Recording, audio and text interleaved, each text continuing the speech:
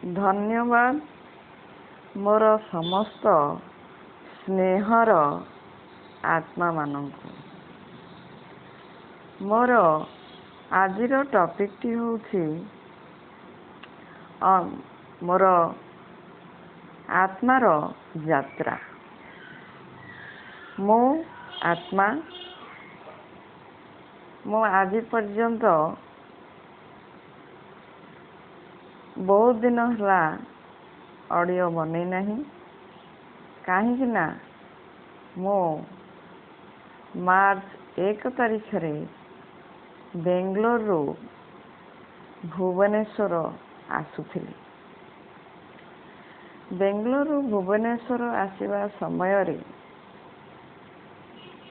ठीक मो भुवनेश्वर रे पहुँचवा पाई अल्प बाट अच्छी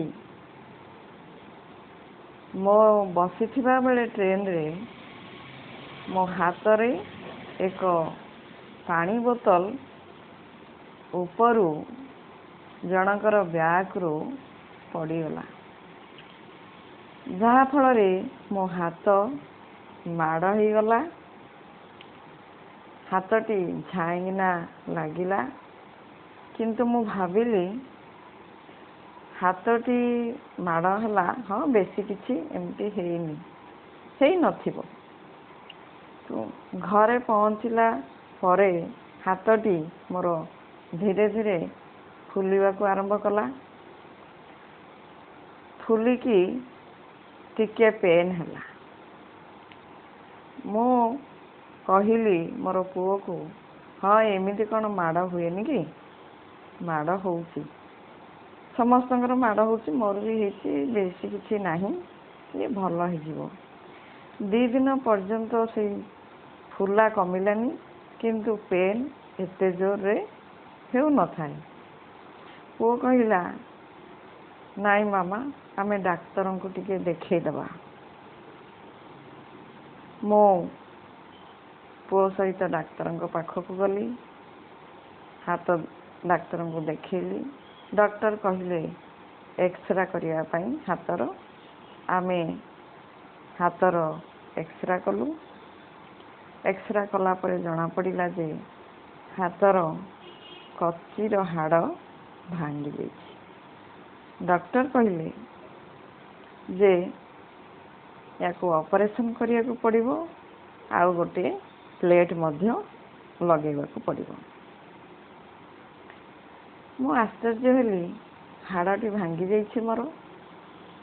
मो 2 दिन हला तो मत एते जंत्रणा भी होउनी किंतु मोर हाथ हाड़ भांगी जाइछि। मो संगे संगे डॉक्टरंकर परामर्श अनुसार आमे आउ 2-4टा डॉक्टर मध्य देखेलु किंतु जो जो डाक्तर मानक पाखक आमे देखा करिया पई गलु संगे संगे सबु डाक्तर मानकर देखा साक्षात सहजरे सरल भावरे हो गला। आ सुंदर भावरे ऑर्थोपेडिक डॉक्टर कहले सबु टेस्ट करिनियो 2-4 दिन भितर ब्लड रो जेते प्रकार टेस्ट अच्छी heart kidney blood sugar thyroid सब टेस्ट करिनियो। आमे अति सुंदर भावरे टेस्ट करिया पई मध्य समय आ डाक्तर मानकर परामर्श सब सहयोग मिलगला। आमे 2 दिन परे हाथटी को मु ऑपरेशन करागला। ऑपरेशन बेले मध्य मु 2 राति एकाटिया मेडिकल रे रहिया को पड़िला काहेकि घरे जेहेतु कहीं नथिबा जुगु पुओ को राति रे रहिया पई मु मना कली। मेडिकल रे मध्य मते एते सपोर्ट मिलिला राति रे मते मो मेडिसिन खुआई देबा खाद्य खुआई देबा बाथरूम नेबा एमिति मते मोर पिता परमात्मा मो पई एमिति व्यवस्था सब करिले ताहा मु वर्णना करि पातनी। मो कहिबार तात्पर्य होछि आमे प्रति मुहूर्त रे ଆମର ଆତ୍ମାର ପିତା, ତାଙ୍କ ସହିତ ଆମେ ସବୁବେଳେ ଯୋଗାଯୋଗରେ ରହିବା। ପ୍ରତି ମୁହୂର୍ତ୍ତରେ ଯାହା କିଛି କରୁଛେ, ଯୁଆଡ଼େ ବି ଯାଉଛେ, ଯାହା କିଛି ବି ଭାବୁଛେ, ପ୍ରତି ମୁହୂର୍ତ୍ତରେ ତାଙ୍କୁ ଜଣେଇବା। ସିଏ ଆମ ପାଇଁ କେତେବେଳେ କେଉଁ ବ୍ୟବସ୍ଥା କ'ଣ ଦରକାର ଆମ ପାଇଁ, ସେ ଏମିତି ଭାବରେ ଦାୟିତ୍ୱ ନେବେ, ତାହା ମୋର ଅନୁଭବର ସୀମା ବାହାରେ। ମୁଁ ତ ସବୁବେଳେ ପରମାତ୍ମାଙ୍କ ଲଗନରେ ହିଁ ମଗନ ହେଇକି ରହିକି ସବୁ କାମ କରୁଛି। ମୁଁ ଯୁଆଡ଼େ ଯାଏ, ଯାହା ବି କରେ, ଯାହା ବି ଭାବେ। ଆଉ ଆମେ ସବୁ ଆତ୍ମା ପରମାତ୍ମାଙ୍କର ଅଂଶ ଅଟନ୍ତି। ତେଣୁ ଆମର ଦାୟିତ୍ୱ, ଆମର ଜିମେଦାର ସିଏ ନେବା ପାଇଁ ବନ୍ଧା ଆମ ସହିତ। ଆମେ କିନ୍ତୁ ଭୁଲି ଯାଉଛେ, ସଂସାର ସହିତ ସବୁବେଳେ ଆଟାଚ୍ ହେଇକି ରହୁଛେ, ଭଗବାନଙ୍କୁ ଭୁଲି ଯାଉଛେ।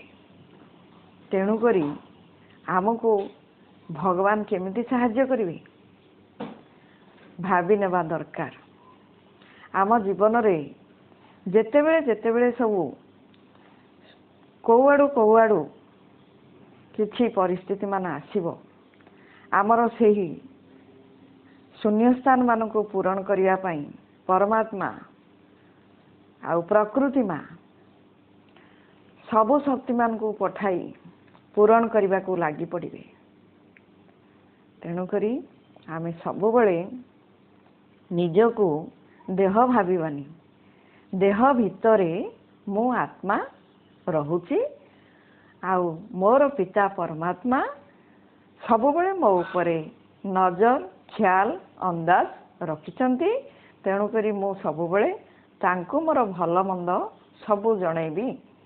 ମୁଁ କୌଣସି ପରିସ୍ଥିତିରେ ମଧ୍ୟ ମୁଁ ହଲଚଲ ହେବି ନାହିଁ, ଭୟଭୀତ ହେବି ନାହିଁ, କି ଅନ୍ୟ କାହା ଉପରେ କେବେ ମୁଁ ଡିପେଣ୍ଡ କରିବି ନାହିଁ। ଏଇଭଳି ଆମେ ଆମ ଭାବନାକୁ ଭଗବାନଙ୍କ ସହିତ ଯୋଡ଼ିକି ରଖିବା। ସିଏ ପ୍ରତି ମୁହୂର୍ତ୍ତରେ ଆମର କଥା ବୁଝିବେ ଆଉ ବୁଝୁଛନ୍ତି ମଧ୍ୟ। ଧନ୍ୟବାଦ।